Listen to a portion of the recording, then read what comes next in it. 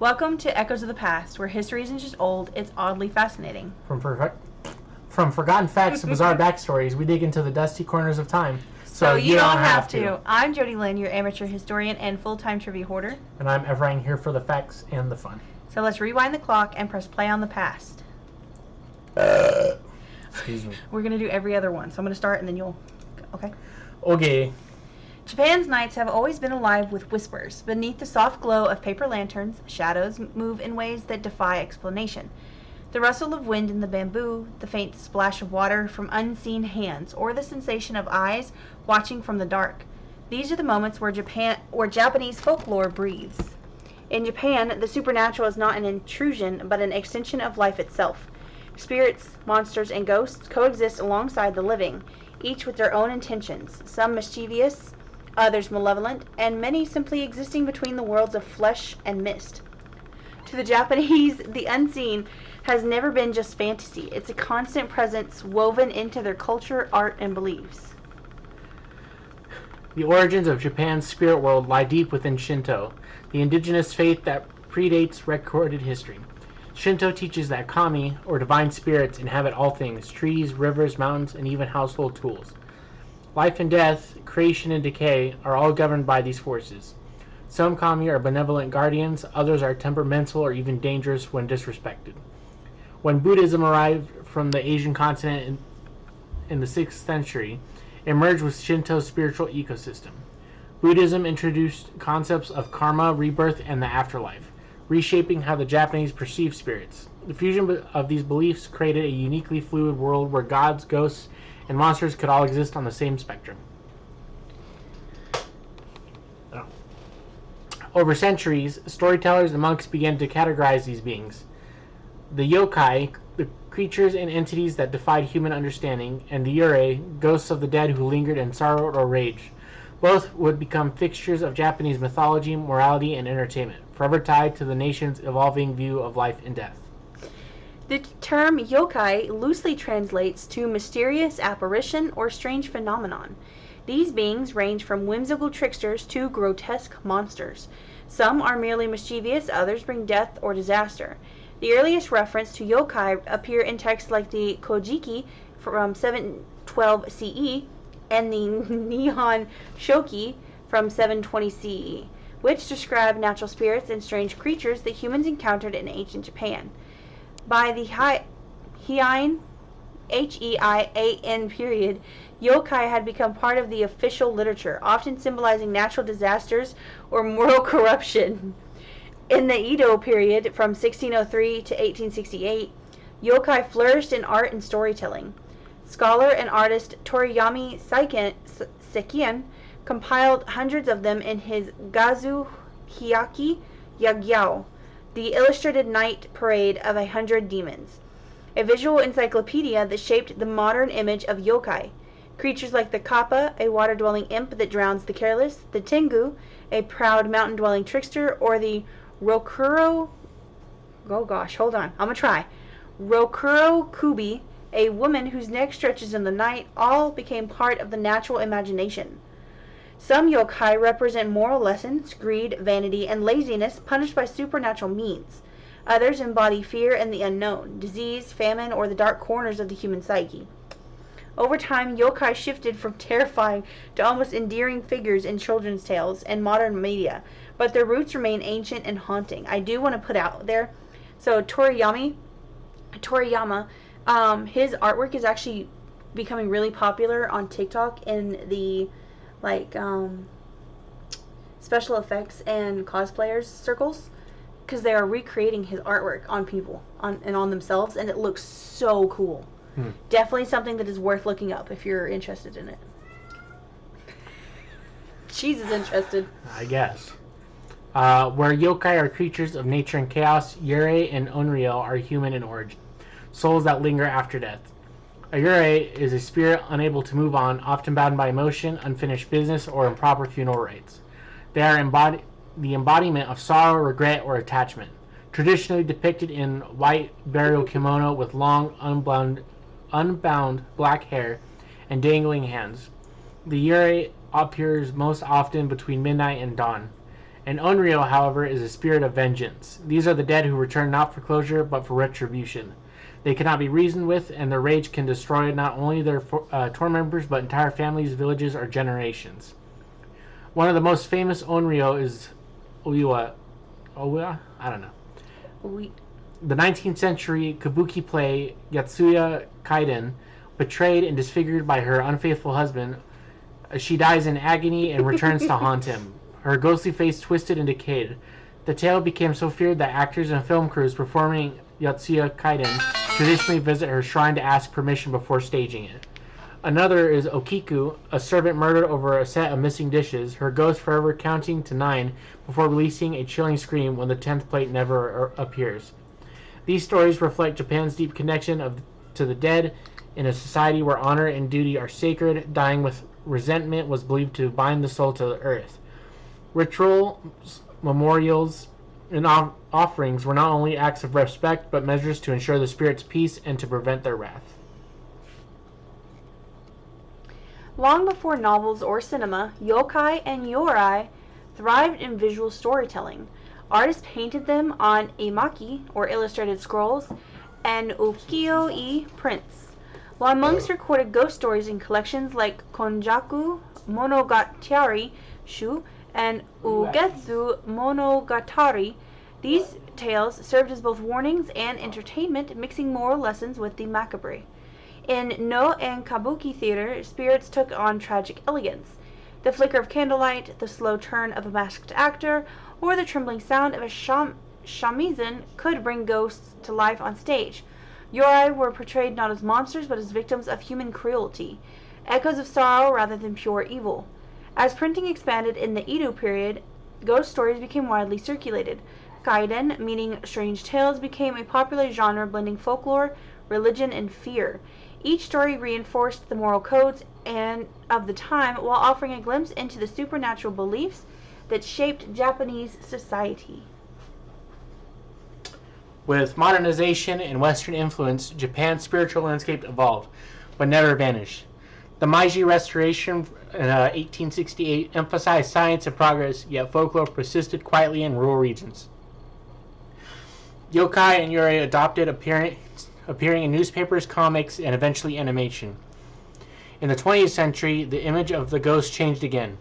As Japan rebuilt after World War II, collective trauma found a new outlet in the supernatural. Urban legends replaced temple myths, and technology became the new bridge between worlds. Stories like the Kuichisaka Onna, the slit-mouthed woman, emerged, cautionary tales for a society balancing tradition and rapid change. Today, yokai are no longer confined to the old world. They appear in mascots, cartoons, and games, serving as both cultural icons and echoes of ancestral fear. The boundary between reverence and amusement blurs, yet the essence remains. Every story still reminds listeners that the unseen world is never far away. The influence of yokai, yurei, and onryo extends far beyond folklore. They've become an integral part of Japan's global cultural identity. In film, the classic anthology Kwaidan, 1964, brought traditional ghost stories to a modern audience, merging haunting visuals with old tales like The Woman in the Snow. Decades later, J-horror redefined the genre worldwide with Sadako from Ringu, The Ring, and Kayako from Ju-on, The Grudge. Modern Onryo, whose curses spread like viruses through media and memory. Their visual language, long black hair, pale faces, slow unnatural movement, directly echoes Edo-era ghost art. Anime and manga continue the legacy through series like Natsume's Book of Friends, Inuyasha, Mononoke, and Gigege no Kitaro, each offering a modern reinterpretation of yokai relationships with humanity. Even globally popular works like Spirited Away and Princess Mononoke draw heavily from yokai lore, transforming ancient spirits into symbolic reflections of modern issues like pollution, greed, and spiritual decay. Video games have also embraced these entities. Fatal Frame immerses players in encounters with yurei through ghost photography. Neo pits samurai against monstrous yokai, and Ghostwire Tokyo reimagines urban Japan overridden by restless spirits. Western media has followed suit. Films like The Ring's American remake or The Grudge introduced the Onryo archetype to a new audience, forever linking Japanese Japanese spiritual... I don't know why I said it that way. Linking Japanese spiritual horror with dread and tragedy. These portrayals show the adaptability of Japanese folklore. That was a big word for Elmo.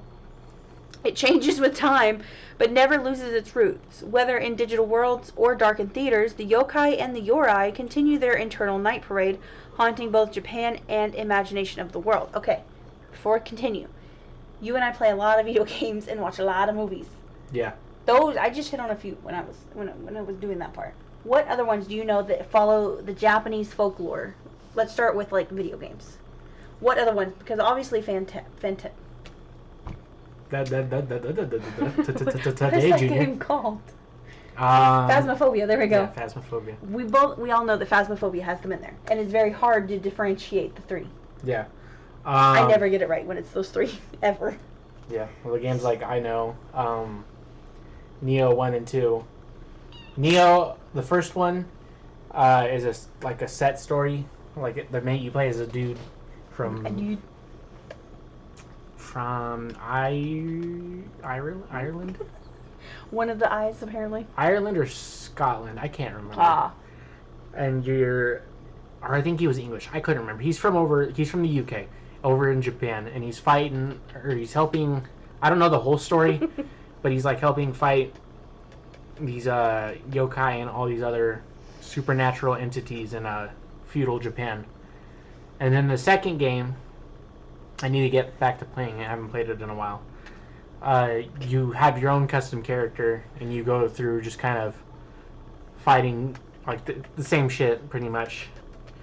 Fatal Frame, I've never played it. It's an older game, so it's kind of harder to play. It's like I've heard of it, but I don't know what it is. What I understand is like these two. This girl's looking for her sister in a haunted village, and to defeat like the spirits, you use a camera to take and you take pictures of them. Oh, okay, that makes sense. That's a pretty popular way of doing it. Yeah. There's another series called Siren that kind of it's set in Japan, kind of like in the 90s, early 2000s. Okay.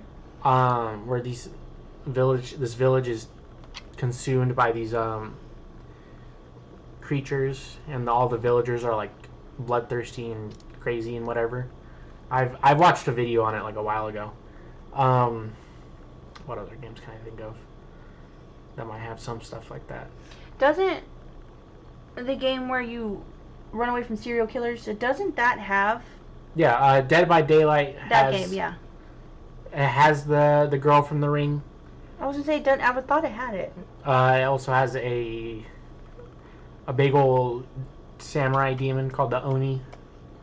And the Spirit, she was a Japanese schoolgirl who got killed by her dad, and now she's out for her vengeance. So an Onryo, pretty much. Yeah. What would you say that the new Silent Hill? Yeah, isn't that like a Japanese folklore one? Or is it just spirits? It's set in Japan. But you don't know if it's actually a... I don't know if...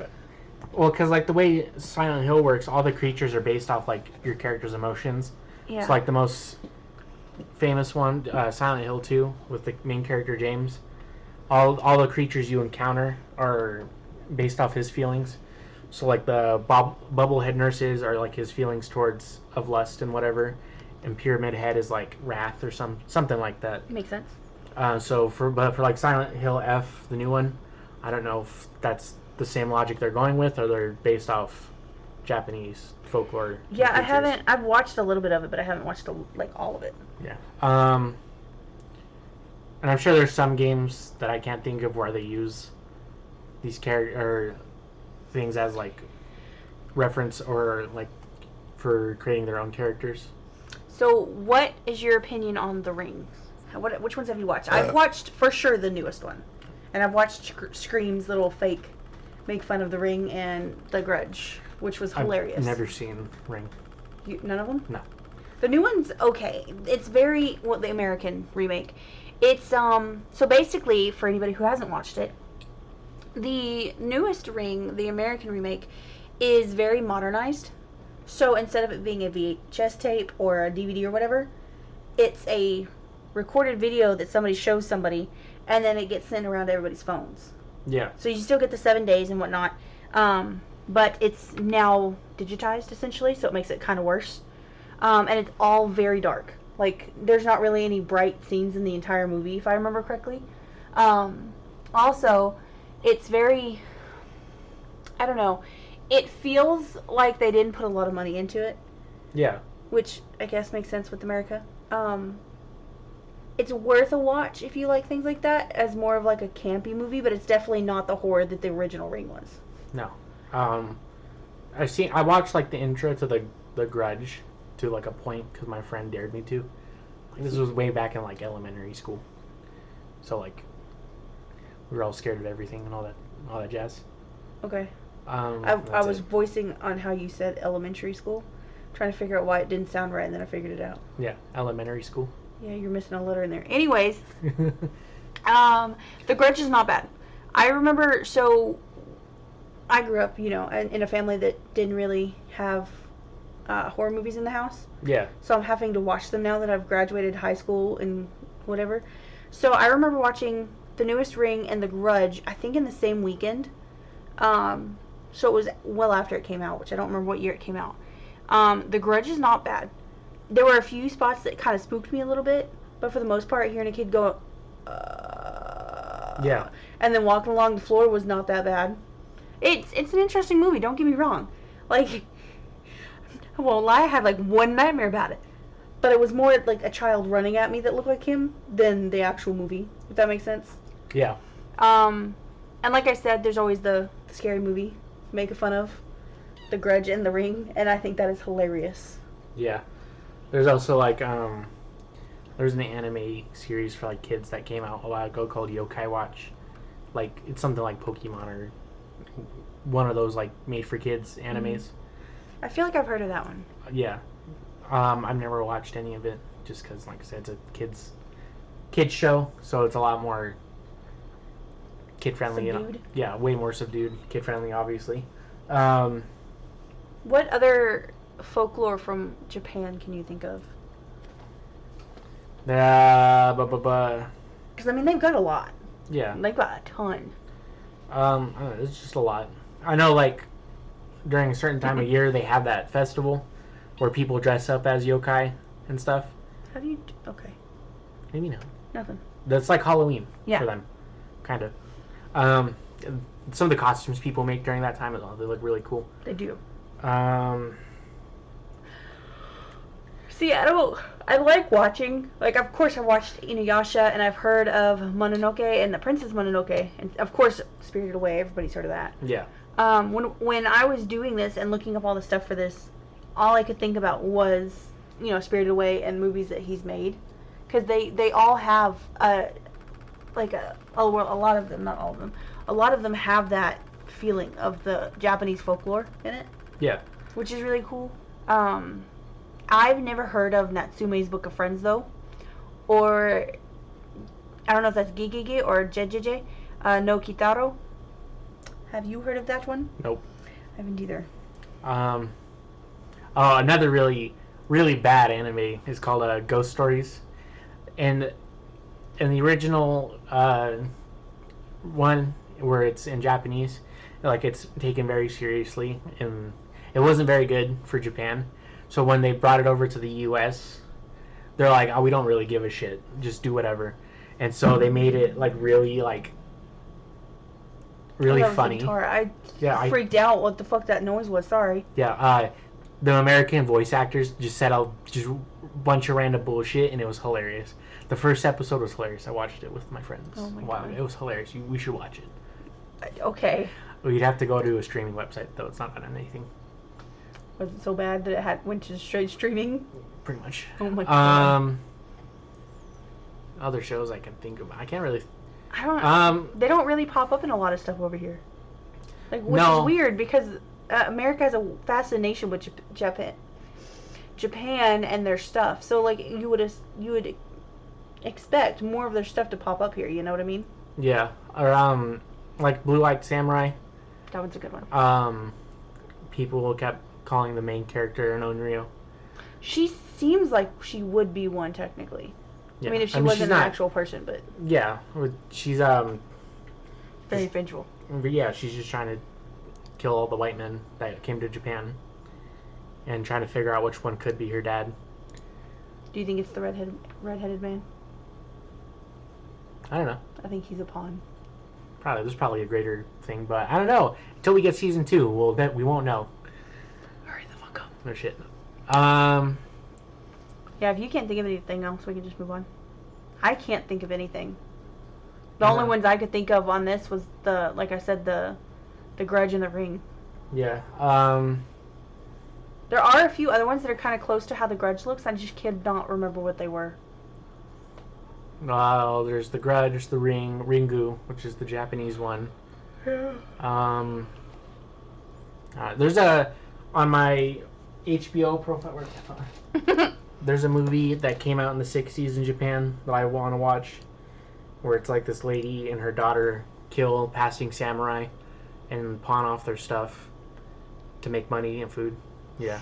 Yeah. And they go and her mom, the daughter's mom, goes and kills one of the samurai and take his mask to scare her, but the mask won't come off and she becomes the creature she's trying to imitate.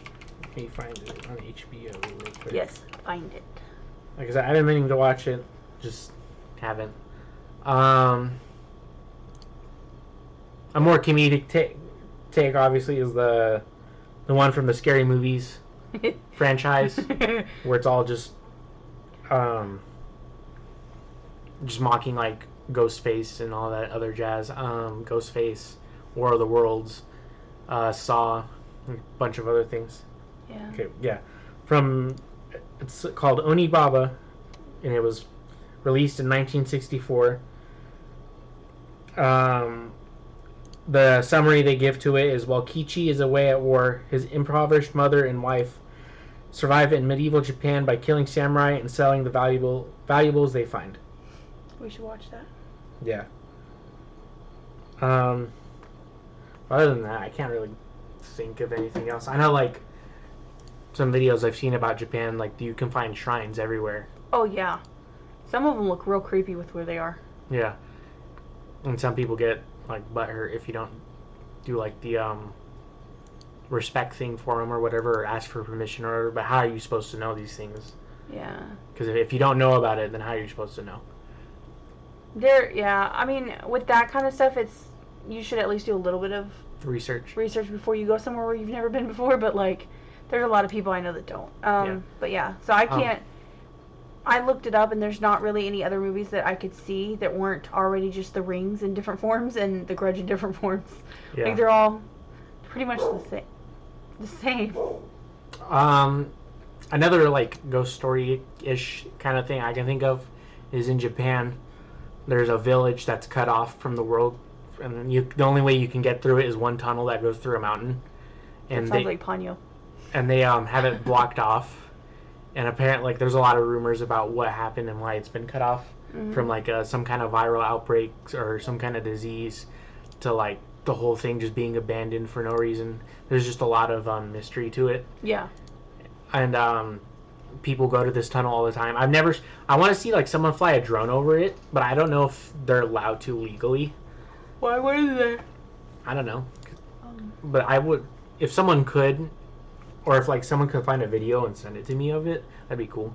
That would be cool. You can email it to us at echosofthepast.pod@gmail.com, by the way. But a lot of the videos and pictures are just of, like, the entrance of the tunnel where it's blocked off by these really tall, like, concrete I feel like I've structures. Seen those. You probably have. But like I said, that kind of reminds me of Ponyo when they have to go through the tunnel to go find everybody. We've only watched the intro to it. We haven't really finished it. I remember because we fell asleep. Yeah. Or I fell asleep. Let me rephrase that. This is back when I kept falling asleep trying to watch movies with you. Yeah. No, there was another anime I thought of. You could. But now I can't remember, yeah. Where they also deal with spirits and the like. I know there's the Dead Boy Detectives, which is pretty good, and I don't know if they touch on it or not. Yeah. There was another anime series It wasn't really good, but it wasn't horrible either. On Crunchyroll, that me and one of my friends watched. Crunchyroll's good. Oh, that reminds me. Toilet Bowl Yosama. That one that I was telling you about? Yeah. That one's a Japanese spirit. Sorry. What was I going? Oh yeah, or it's like short stories. Every episode is a different short story, where it's like a different spirit thing or whatever. It just like I said, it's on Crunchyroll. It's not great, but it's not horrible.